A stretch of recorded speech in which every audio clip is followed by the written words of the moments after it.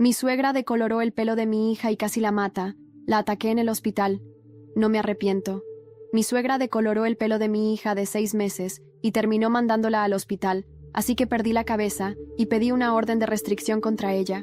Mi esposo y yo tuvimos a nuestra hijita hace 6 meses, después de un embarazo súper complicado. Vale decir que yo soy una mujer latina, de piel morena y cabello rizado, mientras que mi esposo es blanco, rubio y de ojos azules. Siempre me llevé bien con la familia de él, con la excepción, adivina, de mi suegra. Desde el principio fue súper fría conmigo, aunque yo intentaba caerle bien. Incluso llegó a llamarme Sudaka. Mi esposo siempre estuvo de mi lado y cortaba cualquier comentario malintencionado o indirecta que ella soltara. Hubo 2 momentos que me marcaron mucho. El primero fue cuando anunciamos el compromiso. Todos se pusieron contentos, menos ella. En vez de felicitarnos como es debido, soltó un «¡Ah, guau!» con un tono bien amargo. Dijo: «Sinceramente ni pensé que iban a durar. Felicidades, supongo». Eso dolió.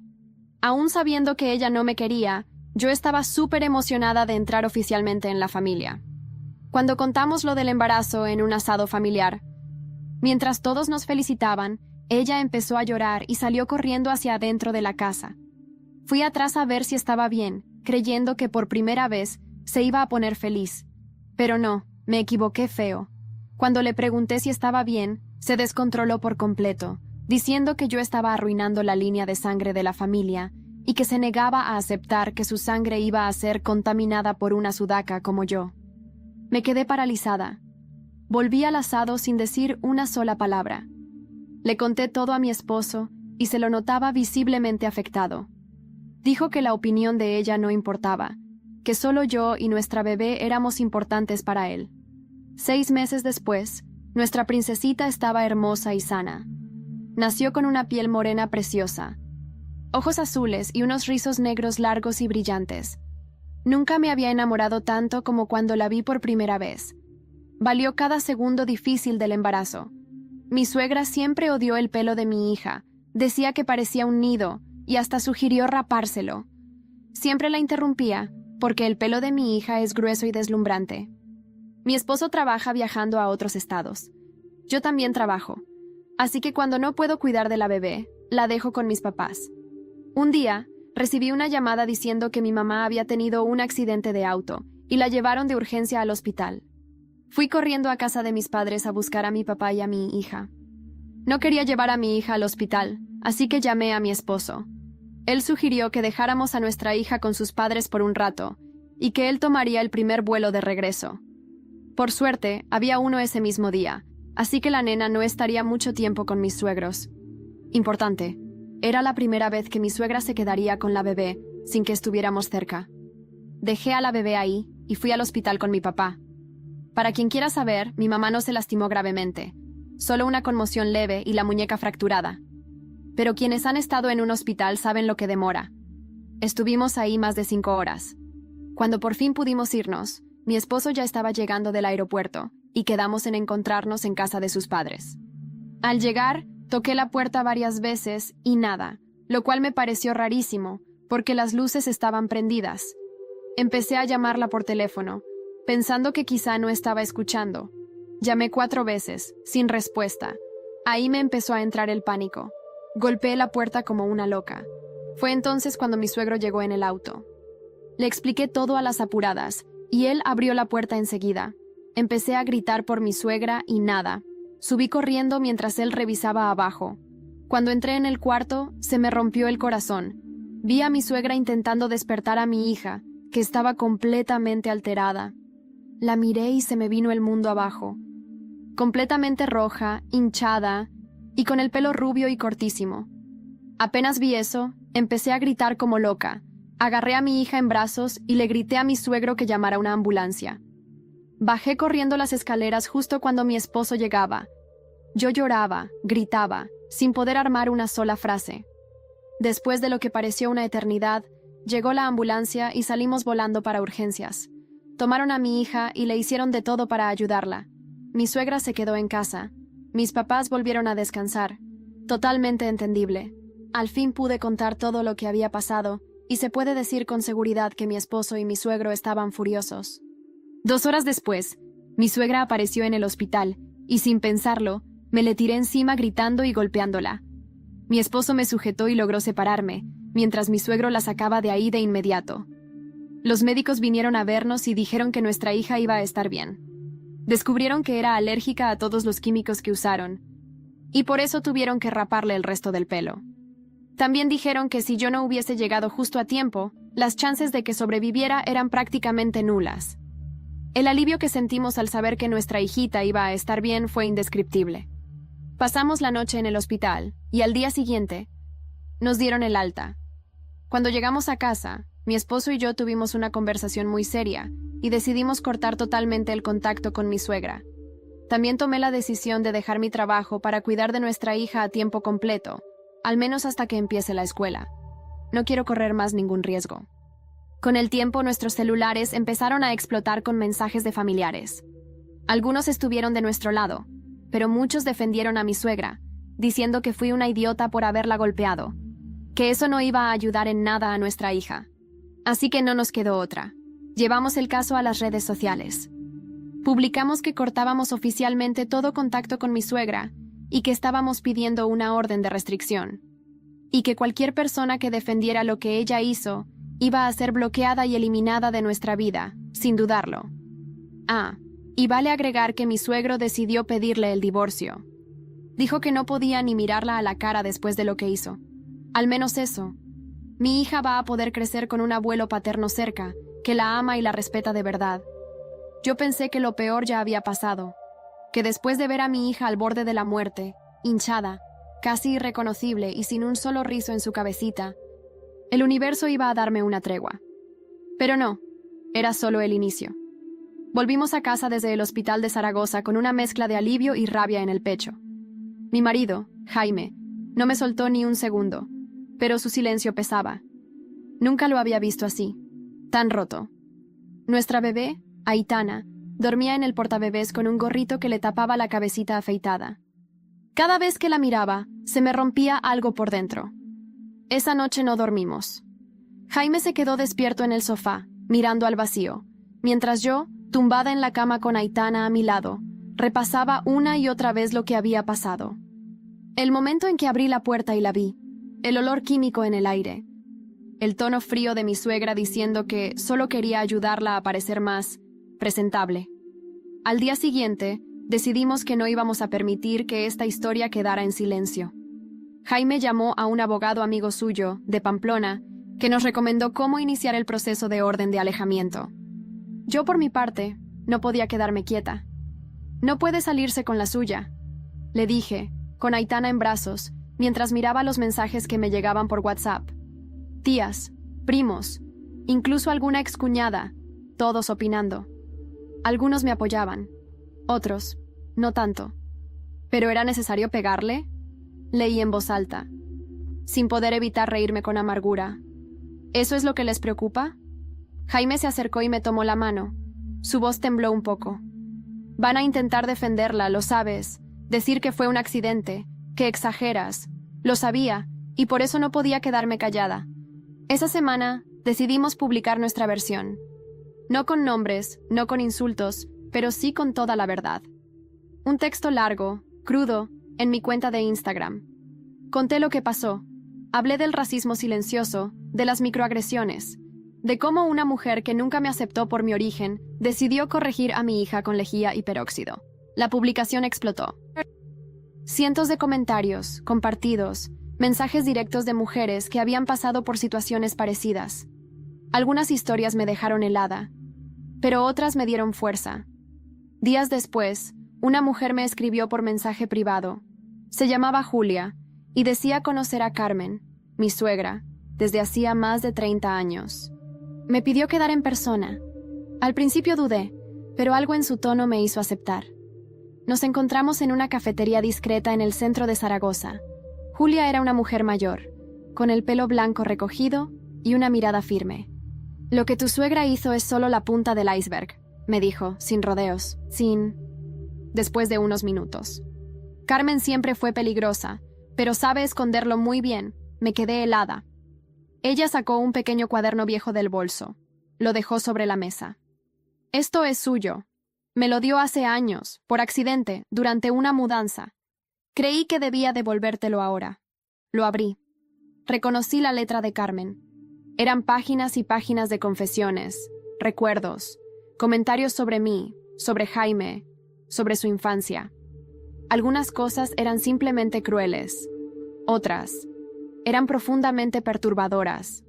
Una entrada, fechada hace 20 años, hablaba de un accidente con productos químicos. Otro bebé. Otro cabello dañado. El nombre del niño me heló la sangre. Jaime. Volví a casa con el diario en el bolso, las manos temblorosas. Jaime lo leyó en silencio, y su expresión cambió por completo. Por primera vez, vi en sus ojos algo más que dolor. Vi furia. ¿Tú crees que lo que me pasó de niño, también fue ella? No tengo dudas, le respondí. Y creo que llegó el momento de hablar con tu padre. Nos subimos al coche y fuimos directo a casa del suegro. Él nos recibió sin palabras, solo con un gesto. Cuando le mostramos el diario, se quedó en silencio. Después de varios minutos, murmuró algo que me dejó helada. Yo también sospeché, pero nunca quise saber la verdad. Entonces, Jaime le preguntó: «Papá, ¿alguna vez pensaste que mamá no me quería de verdad?» Él no contestó. Solo bajó la mirada. Y en ese silencio, todo se rompió. Esa misma noche, mientras me preparaba para dormir, sonó mi móvil. Era un número desconocido. Contesté con el corazón acelerado.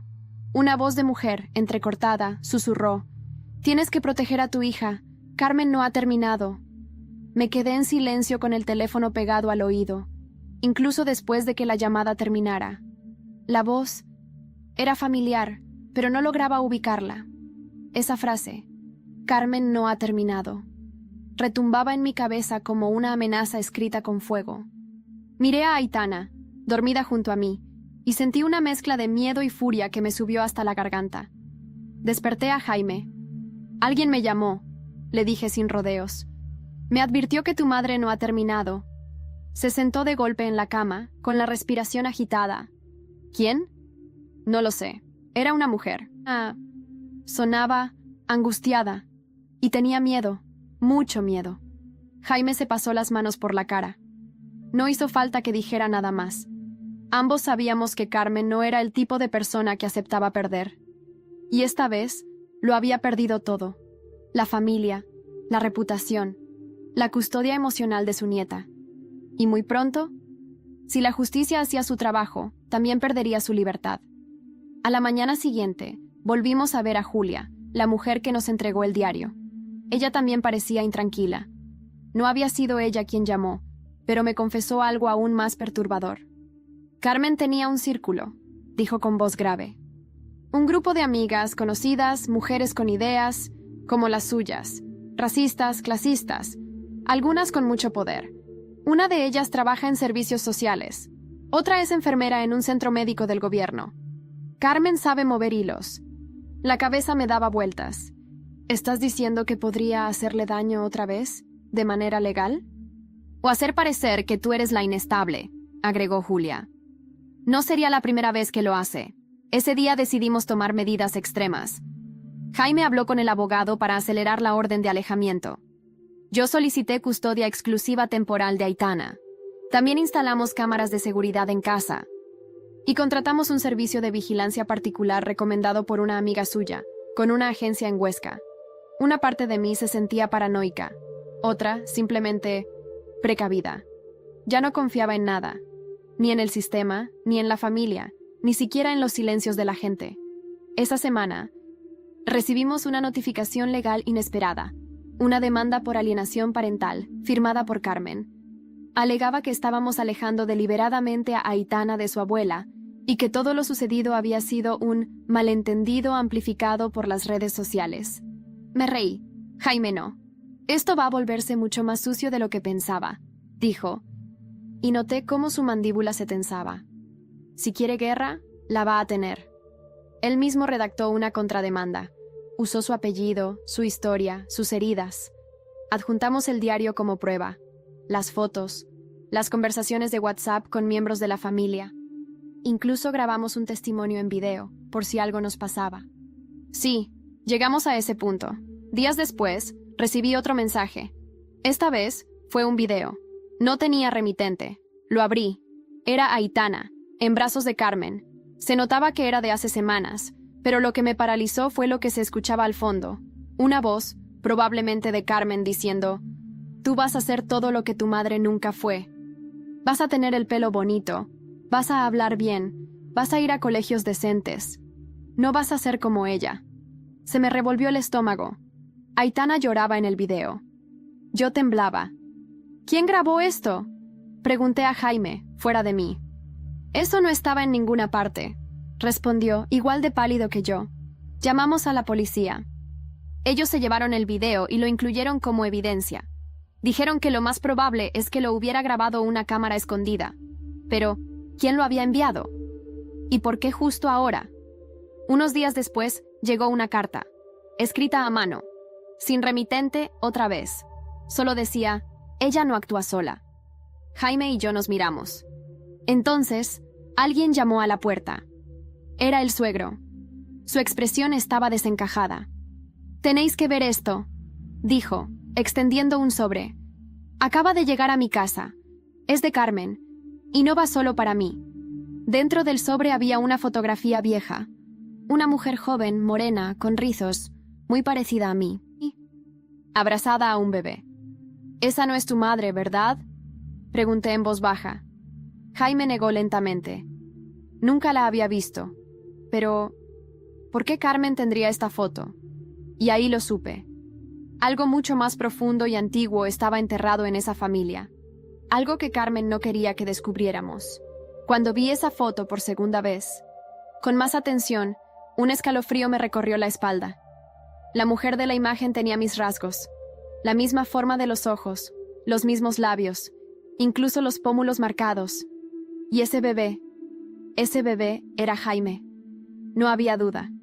Pero esa mujer no era Carmen. «¿Estás seguro de que nunca la viste?», pregunté otra vez, con la voz temblorosa. Jaime negó, sin apartar la mirada de la fotografía. Su padre, Francisco, también se quedó inmóvil, con el rostro lívido. «Esa mujer», susurró él, «no es tu madre». Levanté la cabeza de golpe. Francisco apenas podía hablar. Tragó saliva antes de continuar. «No es Carmen. Yo conocí a Carmen cuando Jaime ya tenía casi 1 año. Siempre dijo que había sido madre soltera, que el padre de Jaime la había abandonado. Nunca me cuestioné mucho. Me enamoré de los dos y acepté criar a Jaime como mío. Jaime parecía una estatua, pero sus ojos brillaban con una intensidad que nunca había visto en él. ¿Estás diciendo que mi madre me mintió toda la vida? ¿Que tú no eres mi padre biológico?» Francisco asintió lentamente, con la mirada hundida en el suelo. «Nunca tuve pruebas. Nunca quise hacerle daño, ni a ti, ni a mí mismo». El aire en la sala se volvió denso, irrespirable. Me aferré a la mano de Jaime, que parecía perdido en un mar de recuerdos falsos. «Entonces, ¿quién es esa mujer?», pregunté. «No lo sé», dijo Francisco. «Pero si Carmen la está usando ahora, después de todo este tiempo, significa que tiene miedo, que algo está por descubrirse». Nos miramos. El diario, las fotos, el video, la carta. Todo parecía parte de un rompecabezas perverso que Carmen había construido durante décadas. Una mentira estructurada, con capas y capas de secretos. Esa noche, mientras Aitana dormía, Jaime me pidió que lo dejara solo. Se encerró en el despacho con la fotografía y el diario. Yo me quedé en el salón, inquieta, escuchando los suaves ronquidos de mi hija desde el monitor del bebé. Me dormí en el sofá, y a las 3 de la madrugada me despertó el sonido de la impresora. Me acerqué. Jaime estaba pálido, con lágrimas en los ojos. Tenía en la mano un folio impreso. «La encontré», dijo con voz ronca. «Usé un programa de reconocimiento facial. Esa mujer se llama Teresa Menéndez. Fue asistente social en Teruel y murió hace 15 años en un accidente de coche. ¿Y? Y tiene un hermano vivo, se llama Iván, vive en Huesca». Jaime me miró fijamente. «Si ella es mi madre, necesito saber la verdad. Necesito conocer mi historia, por mí, por Aitana. No quiero que mi hija crezca en una familia de secretos. Lo acompañé a Huesca. Nos llevó todo un día a encontrar a Iván.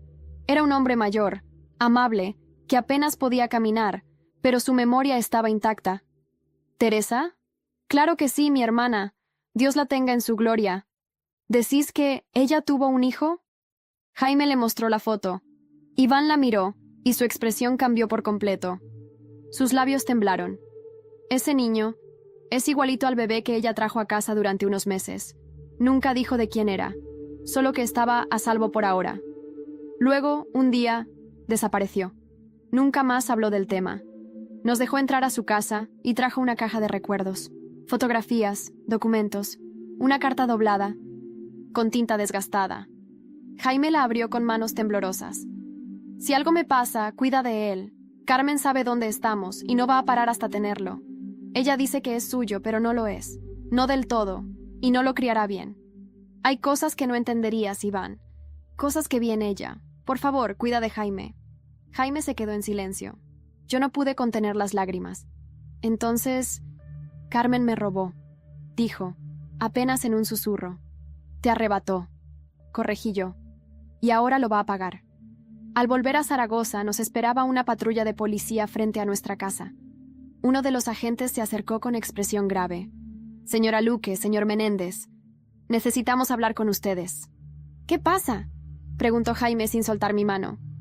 Han entrado en su casa, y creemos que ha sido alguien de confianza, pero eso no es lo peor. El agente hizo una pausa. Su hija no está. Mi mundo se detuvo. Me quedé paralizada, literalmente, como si el suelo se hubiese abierto bajo mis pies y yo cayese en un abismo sin fondo. La voz de la gente aún resonaba en mi cabeza, pero todo alrededor se volvió lejano, distorsionado, como si estuviera bajo el agua. ¿Qué ha dicho?, pregunté con la garganta cerrada. El policía repitió, más suave. Su hija no está. La cuna estaba vacía. No hay signos de violencia, pero la cerradura no fue forzada. Alguien entró con llave. Jaime me sujetó antes de que mis piernas fallaran por completo. Me sentí caer. Quise gritar, correr, romperlo todo. Pero no salía nada. Solo un vacío frío que me tragaba desde dentro. ¿Han buscado en toda la casa? ¿Las cámaras? Jaime estaba en shock, pero su voz seguía siendo firme. Agarró al policía por los brazos. ¿Y el sistema de vigilancia? Tenía que estar grabado. Las cámaras fueron desconectadas esta madrugada, exactamente a las 2:13 a.m., explicó el agente. Con una clave de administrador. Es decir, alguien que conocía el sistema. Carmen, escupí con rabia. Tiene que ser ella. Pero no tenía cómo probarlo aún. La única pista que teníamos era esa. Las cámaras apagadas y la puerta sin forzar.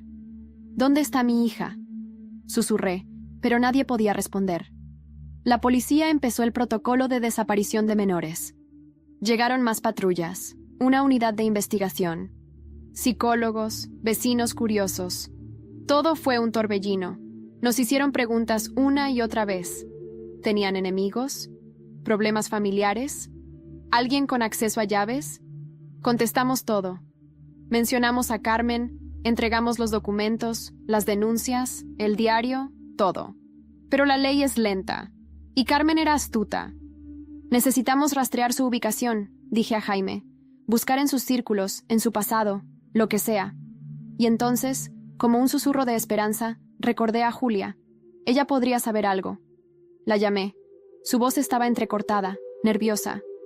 Vi a Carmen hace 3 días. Se reunió con una mujer muy parecida a ti. Más joven, creo. Parecían hablar de algo importante, y no era la primera vez que se veían. ¿Dónde? En un café cerca del Hospital Miguel Servet.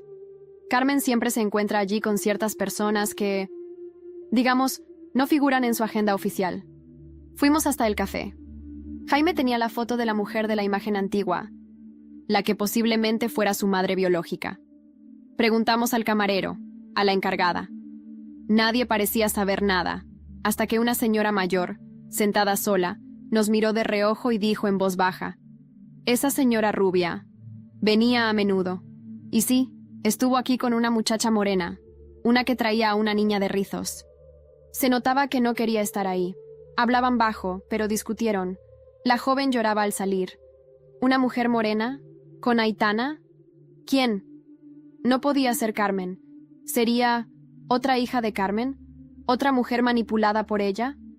Esa noche, al revisar las cámaras de la zona con ayuda de la policía, vimos el coche. Un Renault Clio rojo, matrícula parcialmente visible. Salía del parking subterráneo con Aitana en el asiento trasero. Pero lo más perturbador vino al detener un fotograma. Alguien bajaba la cabeza, tapada con una bufanda. Pero aún así, la reconocí. No era Carmen. Era mi prima, Marta. No la veía desde hacía más de un año. Se había alejado de la familia tras una pelea fea. Pero, ¿qué hacía ella con mi hija? No puede ser... susurré. ¿Quién es ella? Preguntó Jaime, girándose hacia mí. Es de mi sangre, dije en voz baja, con los labios apretados. Y ahora está del lado de Carmen. Jaime apretó los puños. Vamos a encontrarla. Y entonces sonó el móvil. Un mensaje de texto, sin remitente. La sangre llama, pero no siempre protege. Si queréis volver a verla, no habléis con la policía. Leí el mensaje al menos 5 veces, como si eso fuera a cambiar el significado. La sangre llama, pero no siempre protege. Era una amenaza velada, una advertencia y una confirmación. Aitana estaba viva, pero en manos de alguien que creía tener un derecho sobre ella.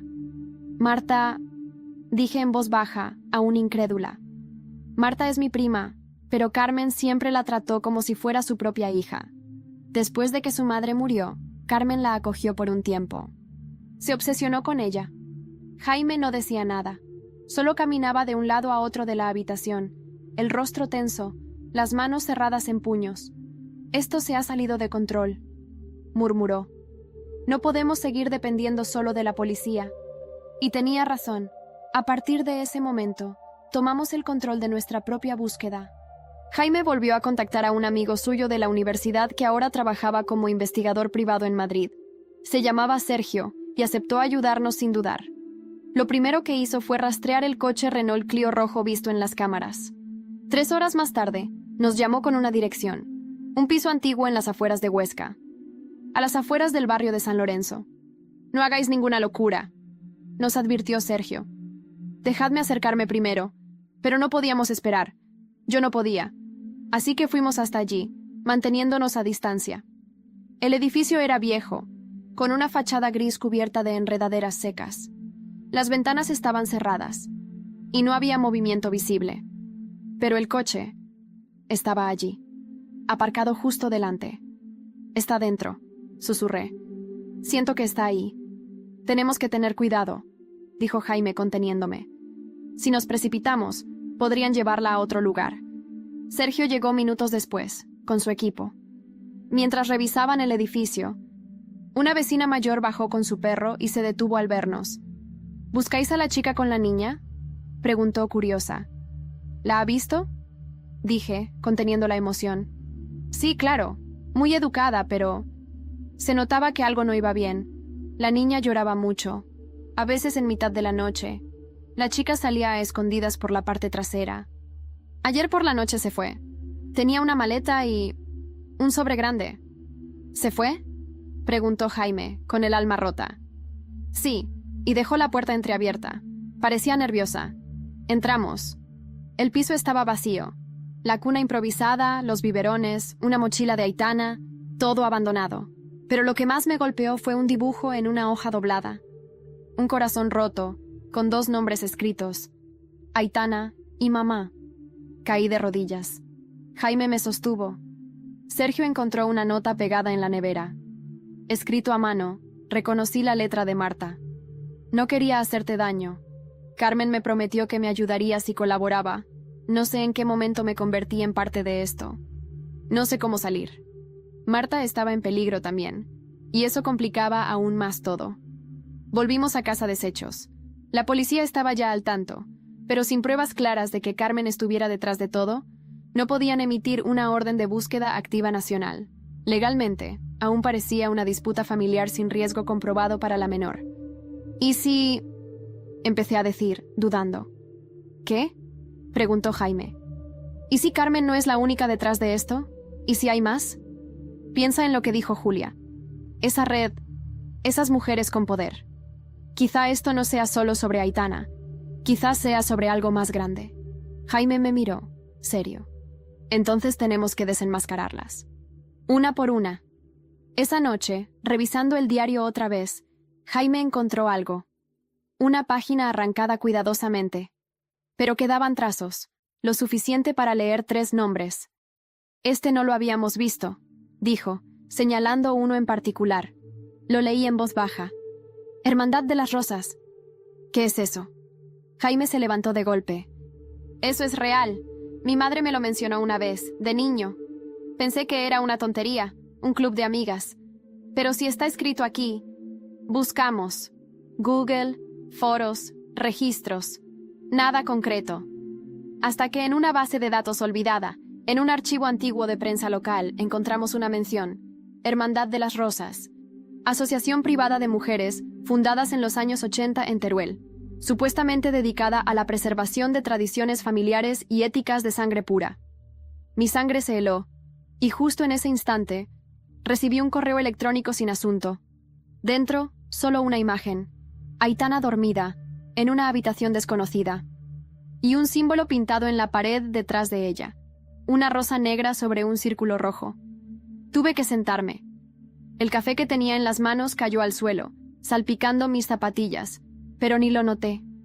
La imagen, esa imagen de mi hija durmiendo bajo el símbolo de la rosa negra me atravesó como un puñal. No era una simple amenaza. Era una declaración de guerra. Están jugando con nosotros, murmuré. Jaime tomó el ordenador, acercó la imagen y la amplió. Intentaba encontrar detalles.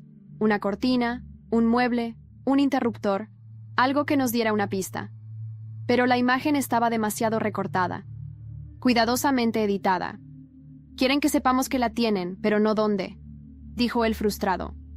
Llamamos a Sergio de inmediato. Le reenviamos la imagen. Al cabo de media hora, ya había conseguido algo. El símbolo de la rosa negra con el círculo rojo había aparecido en al menos 3 incidentes olvidados de la prensa regional, entre 1987 y 2001. Todos relacionados con desapariciones, adopciones ilegales y peleas familiares por custodia. No es solo una hermandad secreta, es una red, explicó Sergio. Oculta bajo el manto de asociaciones tradicionales, clubes de mujeres, protectoras de la familia bien. Algunas ya no existen, pero otras siguen activas, camufladas en instituciones de beneficencia y grupos religiosos. Me ardía la sangre. Pensé en todas las veces que me sentí juzgada por Carmen, por ser ruidosa, por reír demasiado, por hablar español con acento sudamericano, por tener la piel más morena que su hijo. Y ahora entendía. Ella no solo me despreciaba, ella me consideraba una amenaza para su linaje. Tenemos que destaparlo todo, dije.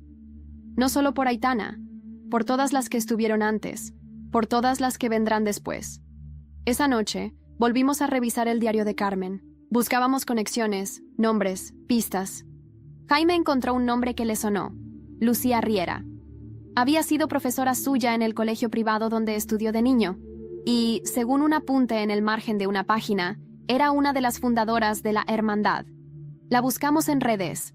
Nada, pero en una búsqueda de registros académicos apareció. Jubilada, residente en una finca a las afueras de Teruel. Decidimos ir. Llegamos al día siguiente. La casa era grande, con un jardín perfectamente cuidado y una verja de hierro forjado con símbolos grabados. Cuando nos acercamos, salió una mujer delgada, de pelo gris recogido y sonrisa gélida. No está permitido el acceso sin invitación, dijo, sin siquiera preguntarnos quiénes éramos. Jaime fue directo. Buscamos a Aitana. Sabemos que Carmen la entregó a una de vosotras. El rostro de Lucía cambió por un instante. Miedo, o sorpresa, o ambas cosas. Pero se recompuso rápido. No sé de qué me hablas. Deberíais marcharos. Entonces mostré la foto. La rosa negra. Lucía palideció. Eso... no deberías tenerlo. ¿Por qué? ¿Qué significa? Presioné. No lo entenderías, murmuró ella. No estás hecha para esto. Me acerqué hasta quedar a centímetros de su rostro. Soy madre. Eso es todo lo que necesito ser para destruiros. Antes de que respondiera, alguien dentro de la casa gritó. Una voz joven. Un nombre. ¡Marta! Corrimos hacia la verja, pero Lucía se interpuso. Jaime la apartó sin violencia, y yo forcé la cerradura con una piedra del jardín. Entramos. La casa era fría, llena de retratos antiguos y crucifijos. En una habitación del fondo, encontramos a Marta. Estaba llorando, con la ropa arrugada y ojeras profundas. Al vernos, se lanzó a mis brazos. Lo siento, no sabía qué hacer. Sollozaba. ¿Dónde está Aitana? Grité, con el corazón en la garganta. Está a salvo, por ahora. Me obligaron, me chantajearon. Carmen me dijo que si no cooperaba, revelaría algo horrible sobre mi madre, algo que... no sé si es verdad. La sacamos de allí. No sin esfuerzo. Lucía gritaba desde la puerta prometiendo consecuencias, pero ya no nos importaba. En casa, Marta habló. Durante horas, nos contó cómo Carmen la manipuló desde adolescente, cómo le enseñó ideas retorcidas sobre pureza y legado, cómo la hermandad tenía listas de mujeres deseables para criar a los hijos correctos, cómo Aitana había sido seleccionada como una especie de experimento. Jaime se quedó sin palabras. Yo solo podía pensar en una cosa. ¿Dónde está? Marta me miró a los ojos. La llevaron a un lugar en el Pirineo, y no me siento un monasterio abandonado que usan como centro de reunión, pero solo las fundadoras conocen el acceso real. Entonces Sergio entró corriendo con el móvil en la mano. «Tenemos algo». Acaba de filtrarse una grabación de Carmen, hablando con una mujer del patronato de adopciones. Está implicando a jueces, médicos, y menciona un nombre clave. Proyecto Herencia. Abrí los ojos. Lo que estaba en juego ya no era solo nuestra hija, era algo mucho más oscuro. Proyecto Herencia. 2 palabras que no entendía del todo, pero que se instalaron en mi cabeza como un martillo golpeando sin parar. Las repitió Sergio, con los ojos clavados en la pantalla de su portátil, como si acabara de abrir la puerta a un infierno bien decorado. No es solo una secta de mujeres nostálgicas del franquismo, dijo con la voz cargada de tensión. Es una red, judicial, médica, educativa, y la están investigando desde hace meses en secreto. Lo que tenemos podría ser la pieza que faltaba. Yo apenas podía procesarlo. Seguía viendo la imagen de Aitana, dormida bajo aquel símbolo macabro. Pero ahora, con cada palabra, con cada dato nuevo, comprendía que lo que le habían hecho a mi hija no era solo una muestra de racismo. Era una maldita ingeniería social. Jaime se acercó a la pantalla. El vídeo filtrado mostraba a Carmen hablando por teléfono con alguien a quien llamaba Doctora Salas. La conversación estaba llena de frases en clave, pero había cosas claras. La mezcla no resultó como esperábamos. El cabello ha sido un problema constante, pero mantiene los ojos. Eso es positivo. Tiene potencial si se reeduca desde temprano. Me mareé. Me tuve que sentar. ¿Están hablando de Aitana como si fuera un experimento? Sergio asintió. Marta, aún con los ojos rojos de tanto llorar, apretó mis manos. Eso es lo que es el proyecto Herencia. Usan niños como ella para ver hasta qué punto se puede corregir el mestizaje. Buscan mantener el linaje, pero limpiarlo, moldearlo. Es monstruoso. Las piernas me temblaban. Jaime, sin decir una palabra, cogió su chaqueta. Voy a la policía. No importa si no quieren actuar. Vamos a llevar esto a la televisión, a las redes, donde sea. Vamos a quemar todo esto. Lo detuve. Primero tenemos que encontrarla. Luego, hacemos arder el mundo. Volvimos a hablar con Julia. Le mostramos el vídeo. Ella palideció. Doctora Salas. Sí, la conocí hace años. Trabajaba en una clínica privada de fertilidad en Zaragoza, pero desapareció tras una denuncia. Creo que alguien la estaba encubriendo. Sergio investigó. Encontró una dirección vinculada a la doctora en un viejo contrato de alquiler en Canfranc, en los Pirineos. Era una propiedad rural, aislada, cerca de un antiguo monasterio abandonado. Podría ser ahí, dijo. Las coincidencias son demasiadas. Era todo lo que necesitábamos. Esa misma noche, partimos hacia Canfranc. Llevamos a Marta con nosotros. Quería redimirse. Quería recuperar algo de lo que le habían robado, su conciencia. El camino fue largo, tenso. Atravesamos carreteras serpenteantes bajo una lluvia fría que parecía acompañar el horror que llevábamos encima. Al llegar, la niebla cubría la zona. El monasterio estaba oculto entre árboles. Parecía sacado de una película de terror. Muros de piedra húmeda, ventanas rotas, una campana oxidada colgando torcida. Pero había luz dentro. Y movimiento. Nos acercamos en silencio. Sergio llevaba una pequeña cámara oculta. Nos colocamos detrás de un muro. Espiando. Dentro, vimos a 3 mujeres. Una era Carmen. La otra era la doctora Salas. Y entre ellas, Aitana. Estaba sentada en una especie de sala de juegos improvisada, con otras 2 niñas. Lucía confusa, pero tranquila.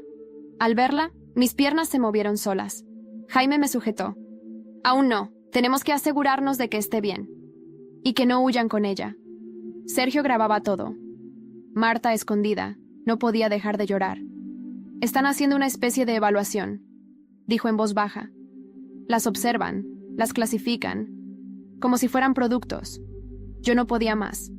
Tenemos que entrar ya.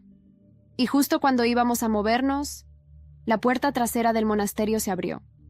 Un hombre salió arrastrando una caja, hablando por un teléfono satelital.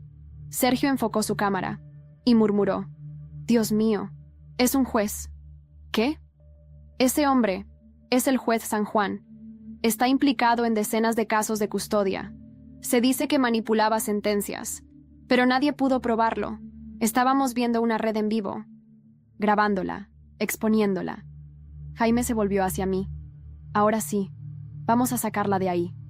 Pero antes de que nos moviéramos, alguien detrás de nosotros susurró: «No podéis estar aquí». Nos giramos.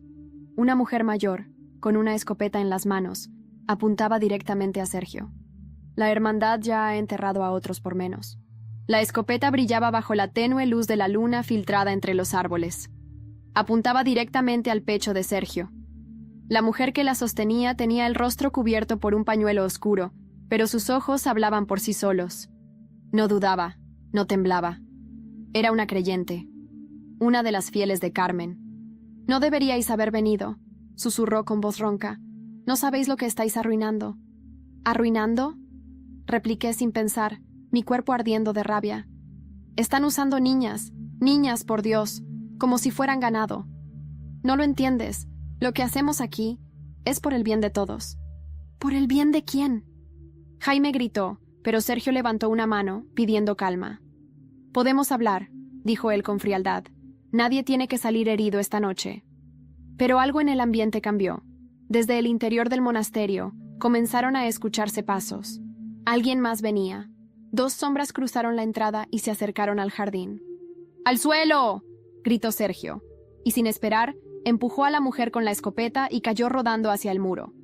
Jaime y yo corrimos en dirección opuesta, arrastrando a Marta con nosotros. Gritos, ruido de ramas rotas, luces que se encendían dentro del monasterio. Fue el caos. Durante lo que parecieron minutos eternos, corrimos por los senderos de la finca, esquivando raíces, saltando piedras. A lo lejos aún se veían las luces del coche de Sergio. Si lográbamos llegar allí, podríamos pedir ayuda. Pero yo no podía dejar a Aitana. No otra vez. «¡Voy a entrar!», grité a Jaime mientras frenábamos detrás de un muro bajo. «Ahora o nunca». «Estás loca», susurró él con el rostro cubierto de sudor. «Es una trampa».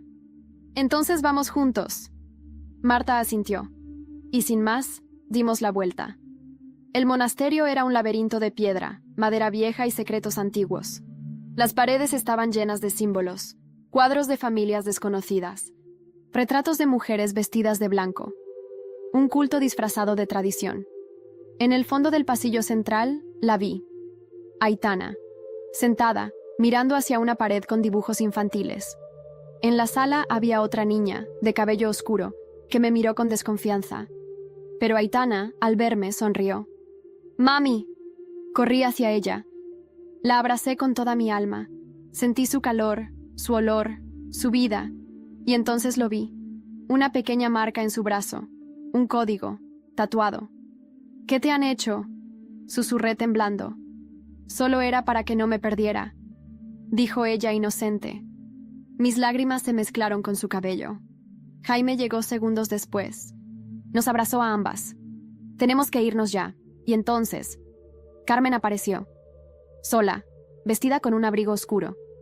Caminaba como si el mundo aún le perteneciera. Se detuvo frente a nosotros, a unos 5 metros. Sonrió. Os advertí. No sabéis lo que hacéis. Estás acabada, le dije con la voz firme. Todo está grabado. Todo. Ella no se inmutó. ¿Y creéis que eso importa? ¿Que podéis destruir algo que existe desde hace generaciones con un vídeo? Sí, dijo Jaime. Porque ya no tenemos miedo. Detrás de Carmen se escuchó el sonido de sirenas. Alguien, quizá Sergio, quizá Marta, había llamado a la policía. Las luces azules comenzaron a iluminar el bosque. Esto no ha terminado, murmuró ella, antes de girarse y desaparecer en los pasillos. La policía entró. Nos sacaron con cuidado, protegidos. Aitana fue llevada de inmediato a revisión médica. Marta fue interrogada, pero también protegida como testigo clave. Carmen fue detenida unas horas después, en una estación de servicio camino a la frontera con Francia. Las grabaciones, los documentos, los testimonios, todo se convirtió en un escándalo nacional. El proyecto Herencia fue tema de titulares por semanas. Se abrieron investigaciones contra jueces, médicos, incluso políticos. Pero yo solo quería volver a casa con mi hija. Una semana después, estábamos sentados en el salón, con Aitana entre nosotros, viendo dibujos animados, la normalidad fingida de un hogar que intentaba reconstruirse. Sonó el timbre. Era un sobre. Dentro, un recorte de periódico antiguo. Una foto. Una mujer embarazada, con ojos idénticos a los de Aitana. Y un mensaje, escrito a mano. Tu historia aún no está completa. Ella te espera en Granada. Tardé 3 días en decidir si debía abrir esa puerta. El sobre con el recorte seguía sobre la mesa del comedor, intacto, como si ardiera. Cada vez que pasaba por allí, el corazón me latía con fuerza. Jaime decía que podía esperar. Pero yo sabía que no. Tenía que saber quién era esa mujer. Esa que tenía mis ojos. Esa que, de alguna forma, me llamaba desde el pasado con un mensaje críptico. Ella te espera en Granada. Era una foto antigua. Una mujer de piel canela, embarazada, de pie frente a una casa con fachada andaluza, acariciando su vientre. En el reverso, con una caligrafía fina, decía: Mariela 1989. Ese era el año en que nací, y entonces lo supe. Jaime, le dije esa noche, nunca conocí a mi madre biológica. Siempre me dijeron que murió al darme a luz. Pero, ¿y si no fue así? Él se quedó en silencio. ¿Y si Carmen no solo robó a Aitana? Empacamos al día siguiente y salimos rumbo a Granada. Dejamos a Aitana con mis padres, bajo protección policial y con vigilancia constante. Marta decidió quedarse con ellos, ayudando, en un intento silencioso de redención. El viaje fue largo, silencioso, con la radio apagada y la mente a mil. Al llegar, la dirección escrita en el sobre nos llevó a una casa antigua en el barrio del Albaicín. Blanca, con flores colgando de los balcones. La puerta estaba abierta. Entramos con cautela. Y ahí estaba ella, sentada frente a una ventana, con una manta sobre las piernas y un bastón apoyado en la silla. Sabía que vendrías, dijo sin mirarnos. La sangre no olvida. Me paralicé. ¿Eres Mariela? Ella se giró. Sus ojos eran los míos. Su voz era la que imaginé tantas veces en sueños. Me temblaron las piernas. Jaime me sostuvo. Sí. ¿Y tú? Tú eres mi hija. No recuerdo cómo llegué hasta ella. Solo que me abracé a su pecho y lloré como una niña. Todo salió. El miedo, la rabia, la tristeza de una vida robada. Ella también lloró. ¿Qué pasó? Logré preguntar con la voz rota. Fui engañada. Tenía 17 años. Me internaron en una clínica de Zaragoza después de un desmayo. Me sedaron. Cuando desperté ya no estabas. Me dijeron que habías muerto, que fue un aborto espontáneo. ¿Quién te lo dijo? Carmen. Ella estaba allí. Era voluntaria en esa clínica. Me dijo que sentía mucho mi pérdida. Nunca la volví a ver. Hasta hace 3 meses. El corazón se me detuvo. ¿Hace 3 meses? Vino hasta aquí. Me dejó una foto de ti con tu hija. Me dijo que habías crecido bien, que tenías tu propia familia. Y me pidió que no te buscara, que si lo hacía, pondría a tu hija en peligro. Temblaba. ¿Por qué haría algo así? Porque tú eras el error original. Ella te robó para demostrar que podía corregir el mestizaje. Eres el experimento cero. Me quedé sin aire. Todo encajaba. Todo lo que me dolía sin explicación. Todo lo que Carmen odiaba de mí. Era porque yo era su primera víctima. ¿Y por qué ahora?, preguntó Jaime. ¿Por qué te dejó encontrarnos? Mariela bajó la mirada. Porque la hermandad se está desmoronando. Carmen sabe que su tiempo se acaba, pero quiere arrastrarte con ella. Me senté en el suelo. Sentía que el universo me estaba partiendo en dos. ¿Y tú? ¿Qué harás ahora? Recuperar lo que me quitaron. Si me dejas, quiero conocerte. A ti, a mi nieta. No tengo rencor. Solo vacío. Asentí. La abracé de nuevo. Esa noche dormimos allí. Por primera vez en mucho tiempo, sentí algo parecido a paz. Pero al amanecer, recibí una notificación del juzgado. Carmen había pedido un careo legal. Quería vernos. A mí y a Aitana. Y lo peor era que la ley le permitía hacerlo. No dormí esa noche. Cada vez que cerraba los ojos, la imagen de Carmen me volvía a la mente. Esa sonrisa. Esa forma de caminar como si el mundo entero le debiera obediencia. Ahora exigía su derecho a ver a Aitana, como si después de todo lo que había hecho, aún pudiera usar las leyes, las mismas que manipuló, para seguir controlándonos. ¿Y si va a la prensa?, preguntó Jaime, con el rostro cansado. Si logra convertir esto en un juego mediático, entonces la enfrentaremos. No vamos a escondernos más, respondí, sintiéndome más fuerte que nunca. El juzgado de familia de Zaragoza confirmó que el careo podía realizarse si ambas partes lo aceptaban. Yo tenía la opción de negarme, pero decidí que no. Quiero mirarla a los ojos una última vez. Quiero que me vea y sepa que perdió. 3 días después llegamos al juzgado. La seguridad era estricta. Aitana no estaba con nosotros. Permanecía en custodia de protección, bajo orden directa del juez que ahora encabezaba el caso. Esta vez, un juez limpio, joven, que había sido nombrado para revisar todos los expedientes de adopciones y custodias vinculadas al proyecto Herencia. Entramos a la sala. Carmen ya estaba allí, esposada, pero erguida, como si aún dirigiera un consejo de dirección. Me miró. Sonrió con esos labios tensos. «Has crecido bien», dijo. «A pesar de todo». No respondí. «¿Sabes por qué te elegí? Porque tenías algo que no podía dejar que se perdiera. Tenías fuerza. Tenías potencial, pero no sabías controlarlo». Jaime se levantó. «No tienes derecho a hablar de ella como si fuera tu creación. Tú no sabes nada, hijo. Nunca supiste quién eras realmente. Ni siquiera eres mío», se burló, con los ojos fríos. El juez la interrumpió. «Este no es el espacio para acusaciones personales. Señora Carmen Varela, usted está aquí bajo investigación por múltiples delitos, incluyendo secuestro, manipulación genética, fraude institucional, abuso de menores y asociación ilícita. El tribunal le otorga esta única oportunidad de declarar su versión. ¿Desea hacerlo?». Carmen se quedó en silencio un segundo. Luego se rió. «Todo lo que hice fue por España». «¡Basta!», grité. «No hiciste nada por nadie, solo por ti, por tu ego enfermo. Nos usaste. A mí, a Jaime, a Marta, a mi madre, y casi matas a mi hija. Pero no ganaste». El juez asintió. Dio por cerrada la sesión preliminar. Carmen fue retirada de la sala sin mirar atrás. Ni una sola disculpa, ni un gesto de humanidad. Esa misma tarde, recibimos la noticia. Carmen Varela sería juzgada por crímenes de lesa humanidad, bajo una ley que raramente se aplicaba, pero que en este caso se activó gracias a las pruebas recogidas. El escándalo se volvió internacional.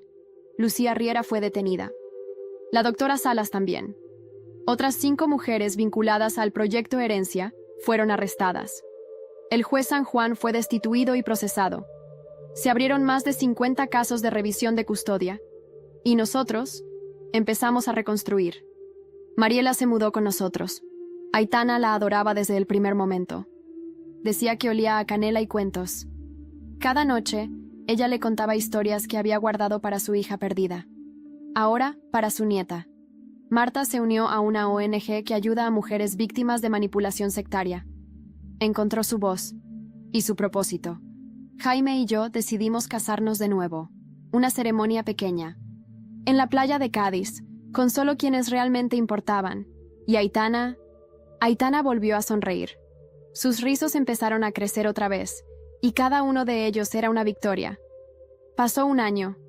Hoy estoy sentada frente al mar, escribiendo todo esto con ella en mi regazo. No para volver al pasado, sino para dejar constancia. Para que ninguna otra madre, ninguna otra niña, vuelva a ser tratada como una pieza de ajedrez. Porque sobrevivimos, y ahora florecemos.